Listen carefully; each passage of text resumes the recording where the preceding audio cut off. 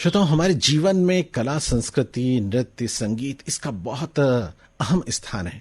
जब इसकी प्रस्तुति को हम देखते हैं या उसके सामने होते हैं तो मन में एक अलग ही उल्लास पैदा होता है, आनंद पैदा होता है। वर्तमान दौर तो ऐसा नहीं है कि हम ये प्रस्तुति देख पाएं, लेकिन टेलीविजन के माध्यम से, सिनेमा के माध्यम से या घर बैठे बैठे कंप्यूटर सेट के माध्यम से, आजकल तो मोबाइल भी है, मोबाइल पर, और इसके अलावा रेडियो सेट के माध्यम से हम इस पर चर्चा तो कर ही सकते हैं। और हमारे प्रोग्राम में, जैसा कि उसका नाम है, हम होंगे कामयाब, हम इस कामयाबी के लिए अपनी कला, संस्कृति, पर्व, नृत्य, संगीत इसकी चर्चा करते ही रहते हैं। आज के हमारे इस प्रोग्राम में जुड़ रही हैं डॉक्टर पल्लवी किशन, जो एक नृत्य गुरु हैं। आप उज्जैन से हैं और आपने अपनी कला, संस्कृति को बचाने के लिए, संरक्षण को करने के लिए काफी काम किया है। डॉक्टर पल्लवी किशन, आपका कार्यक्रम में स्वागत है। बहुत बहुत धन्यवाद संजीव भाई। पल्लवी जी, कैसी हैं आप? मैं बहुत अच्छी हूँ। और ये जब कोई कहता है तो बहुत अच्छा लगता है। इस विपत्ति की दौर में सबसे अहम बात यही है कि हम स्वस्थ रहें और प्रसन्न रहें, अपने तनाव को दूर रखें। बिल्कुल सही है।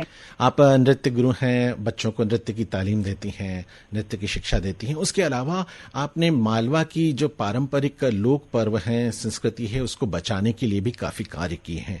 थोड़ा सा अपने बारे में बताएं कि किस तरह के वो कार्य हैं और किस रूप में आप उसको आगे लेकर गई हैं। मैं बेसिकली जो मैंने बचपन से शुरुआत की है क्लासिकल डांस सीखने से, मैं कथक के जयपुर घराने से श्री गोकुल प्रसाद जी की शिष्या हूँ। बचपन से, चूंकि हम परिवेश में तो मालवा के ही रहे हैं जी, तो हमने डांस जो है शास्त्रीय नृत्य के साथ साथ में मालवी राजस्थानी लोक नृत्य जो है वो लगातार सीखा और प्रस्तुत किया है। तो मन में ये जिज्ञासा आती थी कि हमारी ऐसी कौन सी चीज है जो केवल मालवा की स्पेसिफिक हो, और ये चीज बाद में कहीं ना कहीं चिंता के रूप में भी बड़ी है कि हम हमारी पीछे वाली पीढ़ियों को क्या देंगे। जब हम खुद ही कंफ्यूज हैं तो हम आगे वाली पीढ़ी को कुछ भी शुद्ध नहीं दे सकते। यहाँ से हमारा एक विजन जो हुआ है वो शुरू हुआ है कि कैसे मालवा की लोक कला जो है उसको हम शुद्ध रूप में निकालें और हम लोगों के सामने प्राउड से कह सके कि नहीं, ये हमारा मालवा है, ये हमारा कल्चर है जी। तो हमने जब धीरे धीरे शुरुआत की 2007 के लगभग, तो हमने ये कोशिश की कि किस प्रकार से क्या है, अलग अलग क्षेत्रों में बट के मालवा के कलाकार काम कर रहे थे। लोकगीत वाले अपना काम कर रहे हैं, लोक नृत्य वाले अपना काम कर रहे हैं, जो लोकनाट्य मार्च वाले हैं वो अपना काम कर रहे हैं, और जो संजा है, मारना वगैरह है, इसके सब कलाकार अलग अलग काम कर रहे थे। तो हमने प्रयास किया कि इन सभी को मिलाकर एक ऐसा मंच तैयार किया जहां पर सभी लोक कलाओं की एक साथ बात की जाए। अब निश्चित था कि उसका एक प्रतिनिधि पर्व हमें चाहिए था। तो संजा से सुंदर और सही प्रतिनिधि पर्व मालवा का कोई नहीं हो सकता है। हाँ। बिल्कुल सही कहा। तो संजा क्या है, बहुत सारी ललित कलाओं को मिलाकर एक बहुत सुंदर लोक पर्व है। और सबसे बड़ी बात ये क्या होता है कि प्राचीन काल में हम जैसा हम देखते हैं कि मनोरंजन के साधन नहीं हुआ करते थे। तो जो ग्रामीण अंचल में जो बच्चियां हुआ करती थी, कुंवारी कन्याएं हुआ करती थी, उनके मनोविनोद का, उनके एंजॉयमेंट का, और एक दूसरे से सहेलियों से मिलना, साथ में गीत गाना और बढ़िया सुंदर तरीके से सज धज के तैयार होना, तो वो एक बहुत सुंदर उनके लिए एक पर्व हुआ करता था जिसका वो महीनों से इंतजार किया करती हैं। संजा। तो संजा का ये एक स्वरूप है जी। पर पल्लवी जी, इसमें लड़कों के लिए कोई प्रावधान नहीं है, ये गलत बात है। मैं बताऊं, अभी है ना, क्या होता है, जब संजा लोकोत्सव की तैयारी के बीच हम जितने जेंट्स लोगों से मिलते हैं पुराने, तो वो इतने खुश हो जाते, बोले हमारी बहनें जो थी ना वो हमको फूल चुनने के लिए काम पे लगा देती थी। वो सिगरेट के जो पॉकेट में पन्नी आया करती थी, हाँ जी, हाँ जी, जी जी, वो बीनने के लिए हमको भेजा करती थी। लेकिन वो चूंकि प्रसाद का एक लालच ऐसा होता है प्यारा सा प्रसाद का लालच और एक है ना संगीत का, उसके गाने सुनने का भी आनंद और वो जो डांस होता था ना उसका भी आनंद होता था। मैं भी अपनी सिस्टर को है ना वो करती थी तो आने नहीं देती थी, तो मैं छुप छुप हाँ कर ये हाँ, देखा करता था और वो गाने मुझे आज भी याद है। सही है। ये हमारी स्मृतियों में ऐसी बसी हुई जी आनंद की चीज है जी जी कि सभी लोग उसको याद रखते हैं। जी जी जी। तो इस पर्व को आपने किस तरह से राष्ट्रीय स्तर पर या जो मध्य प्रदेश स्तर पर फैलाया, इसके बारे में बताएं कि किस तरह की आपने आयोजना की। जी, एक जो शुरुआत की थी उसमें केवल एक दिन का हमने आयोजन रखा था, संजा क्योंकि लोक पर्व एक का। जी संजा लोकोत्सव नाम से करते हैं हम, जी जी। और श्राद्ध पक्ष में ही करते हैं। तो एक रविवार से दूसरे रविवार के बीच ऐसा 8 दिन का अब होने लगा है। लेकिन जो शुरुआत हुई थी वो, जैसे आप जानते हैं, कलाकारों के पास सबसे बड़ी समस्या जो होती है वो साधनों की रहती है। तो ये बहुत सारे मामलों में तो बहुत सारी चीजें घर फूक तमाशा देख वाली वो स्थिति होती हमेशा है। रहेगा वो ये ये घर फूक तमाशा देख हाँ, कलाकारों के साथ हमेशा चिपका हाँ, रहेगा। और जिसको अपने हाथ हवन में जलवाने के में मजा आता है ना, वो वो ही ये कर कलाकार बने। पाता है। हाँ, तो हमने जो शुरुआत की वो एक दिन का फेस्टिवल किया, लेकिन उसका हमको एक बहुत लोगों का बड़ा अप्रिसिएशन मिला। तो हमने अगले साल में 2 दिवसीय करा, जिसमें हमने कुछ प्रतियोगिताएं जोड़ी और प्रस्तुतियां जोड़ी। जो मालवा के अलग अलग कलाकार हैं उन लोगों को एक साथ हम मंच पर लेकर आए। और उसके बाद में जैसे जैसे तीसरा चौथा साल आया, उसके बाद हमने ये प्रयास किया कि हम इसको 3 दिन का करें। हमने कोशिश ये की कि हम मालवा की लोक संस्कृति, संजा या और भी दूसरे जितने भी हमारा कल्चर है उसको लेकर हम संगोष्ठी का आयोजन करने लगे। तो धीरे धीरे हमारे साथ मिनिस्ट्री ऑफ कल्चर जुड़ा, south centre zone cultural centre जुड़ा, उसमें संगीत नाटक एकेडमी हमारे साथ जुड़ी।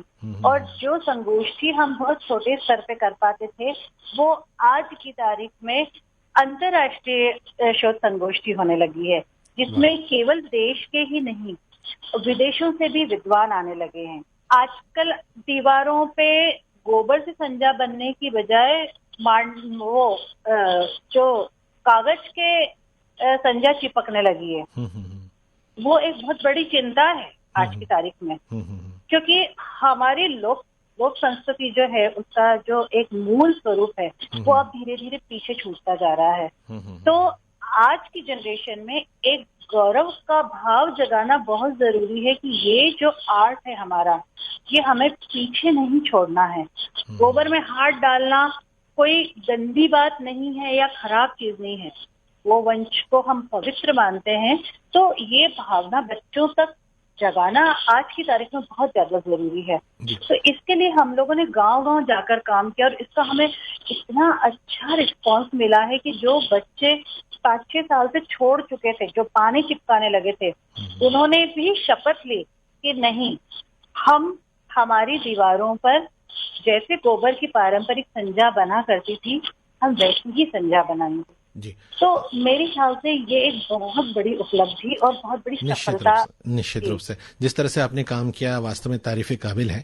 हम ये जानना चाहेंगे कि इसमें क्या विनोद होता है बच्चों के मन में और किस तरह से वो आनंद करती हैं, किस तरह के उसके गीत होते हैं, उसके बारे में थोड़ा सा बताएं। हम जो संजा के गीत देखते हैं उसमें यहाँ तक विनोद और एंजॉयमेंट रहता है, पर गालियां भी रहती हैं। जैसे आप देवी माता को गाली नहीं दे सकते हो, आप सखी को गाली दे सकते हो। जैसे मैं आपको एक गीत बताती हूँ।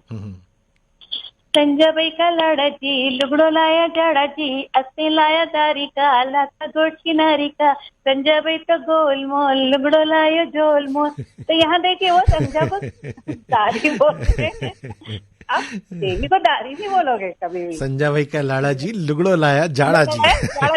मोटा, तेरा पति मोटा है, वो मोटा तेरे लिए बड़ा लुगड़ा लेकर है, और अस्ते लाया दारी का। अरे ऐसा क्या लेकर आ गया उसका, दाता कोट किनारी का, मतलब उसमें वो कहीं ना कहीं कमियां निकाल के उसको छेड़ रही हैं। अरे ऐसा कैसा लेकर आ गया, इसमें अगर कुछ गोटे किनारे लगे होते तो ज्यादा अच्छा होता। हाँ, संजा भाई तो गोलमोल, तू तो मोटी है ही, और लुगड़ो लायो झोलमोल, ऐसे ही कुछ तो भी लुगड़ा।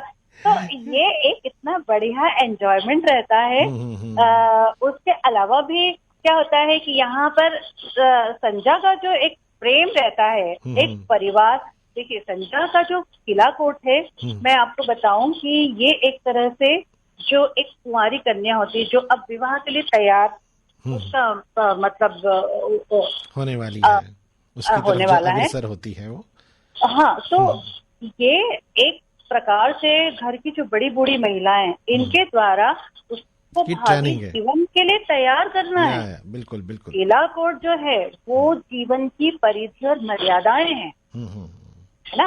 हमारे समाज में नारी जो है वो पूरे परिवार की धुरी होती है। तो ऐसा कहते हैं ना, उसको बहुत बैलेंस करके चलना पड़ता है। जी। तो उस किला कोट में पहले दिन से आखिरी दिन तक अलग अलग प्रतीक बनाए जाते हैं। उन प्रतीकों में जैसे पूनम का पाटला, पाटला यानी पटा, जहाँ पर अतिथि को हम कभी भी लाते हैं, पाटले पे बैठाते हैं।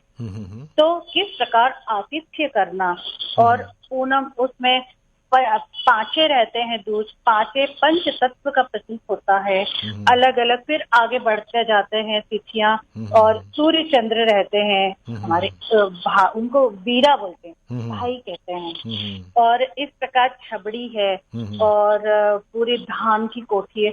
तो अन्नपूर्णा मानी जाती है नारी। तो और पतली पेमा जाड़ी जसोदा आपने सुने होंगे। तो जी, मतलब जी। आपके जीवन में हर प्रकार के लोग आएंगे। देखिए, मैं एक आपको बहुत प्यारा सा गीत बताती हूँ संजा का, जो उसका वो जो एक हमारे गजल टाइप का एक उसका वो रवानी बनती है, जी, जी, जी। है ना। संजा के दरबार चंपो फूली रे ओम हरि माँ, क्या बात है। कुणबाई तोड़े फूल कुणबाऊ माले गुथे मारी माँ। वाह, ये एक बड़ा सुंदर उसकी रवानी है। क्या और बात है। ढोल का अरे चनक धुन भी का कितना शब्द सुंदर है। है इसका, और गाय की एक अंदाज भी सुकून बहुत। है, जी, जी, एंजॉयमेंट है जी। उसमें। जी। और फास्ट गीत भी है ना, जैसे है हाँ। इसमें जहाँ पे कहते हैं ना कि अपने व्यक्ति को तो आप बड़ा अच्छा बताते हो, जहाँ हाँ। भाभियां वगैरह रहती हो उसके साथ एक जो टीका टिप्पणी ननंद भौजाई की रहती हाँ, है मतलब ना। अपना घर सबसे बढ़िया, बाकी जो है ठीक है, लेकिन मैं मेरे घर के लिए सबसे ज्यादा तारीफ जैसे करूंगी।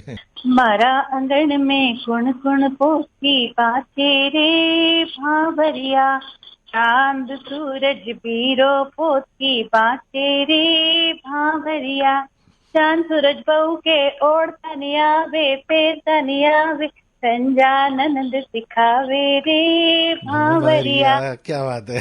अच्छा, एक वो जो था ना कि संजा तू थारा घर जा, थारी माँ मारेगी हाँ, ने कूटेगी, वो हाँ, क्या चीज है। right. संजा तू थारे घर जा कि थारी माँ मारेगी मारेगी कि के कूटेगी कूटेगी के कि डेली डेली में में डच डच को को देगी। देगी। चांद गयो गुजरात की हिरणी का बड़ा बड़ा दांत, कि छोरा छोरी डर पेगा। वाह। यहाँ पे अपन कहते हैं ना, शाम हो गई भैया, अपने अपने अपने घर अपने जा। घर जा जा। तो बहुत सुंदर सा प्यारा सा बहुत मैसेज बहुत, और जब है। बच्चियां मिलकर गाती हैं तो इसका आनंद ही कुछ और होता है। वो एक गीत मजा और मुझे रहता है। याद आता है पल्लवी जी, वो छकड़े हुआ करते थे, बैलगाड़ियां हुआ करती थी, और हाँ, उसको लेकर हाँ, एक मतलब वो गाड़ी नुमा एक गाना है, हाँ। नानी सी गाड़ी, उसके वो बारे में। देखिए, वो हाँ क्या था है कि 16वें दिन जहाँ संजा विदा होती है, जी। तो उसमें बड़ी सुंदर सी गाड़ी है, उसमें संजा बैठाई जाती है, तो ये गीत गाया जाता है। हम्म।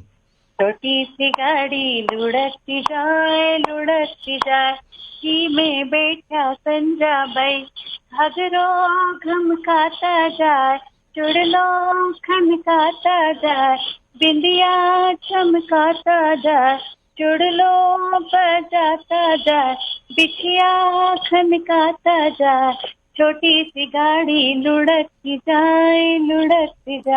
वाह, कितना मतलब सुंदर पूरे बखान किया उसके ड्रेसअप का, उसकी खूबसूरती का, और बच्चे जब इस तरह से परफॉर्म करते हैं तो उसका आनंद ही कुछ और है। बहुत और सुंदर। हम बिल्कुल लोग निश्चित रूप से पल्लवी जी, तो ये हमारी कला पर्व, हमारी कला संस्कृति, इसका बचा रहना बहुत जरूरी है। और जो बहुत, आनंद निश्चित रूप से मानिए इसमें आएगा, वो आपको किसी भी दुनिया की तकनीक में हाँ, उसमें नहीं आने सही वाला है। पल्लवी है। जी, लगता तो ऐसा है कि संजा के सभी गीतों पर हम आपसे चर्चा करें, बहुत सारी बातचीत करें आपसे, लेकिन एक हमारा कार्यक्रम का समय भी होता है, और चलने से पहले आपसे बातचीत का हम विराम करें, उसके पहले हम रेडियो सेट से आपको कोई अपनी पसंद का गीत सुनवाना चाहेंगे, कोई आपकी पसंद का गीत जो इस वक्त आप हमारे रेडियो सेट से सुनना चाहें।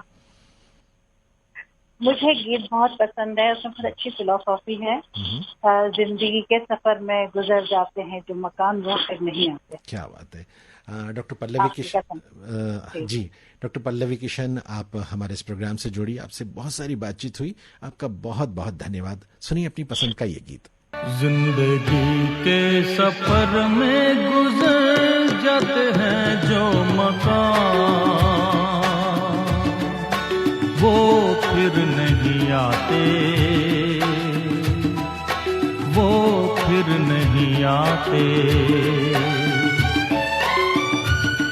जिंदगी के सफर में गुजर जाते हैं जो मकान वो फिर नहीं आते, वो फिर नहीं आते।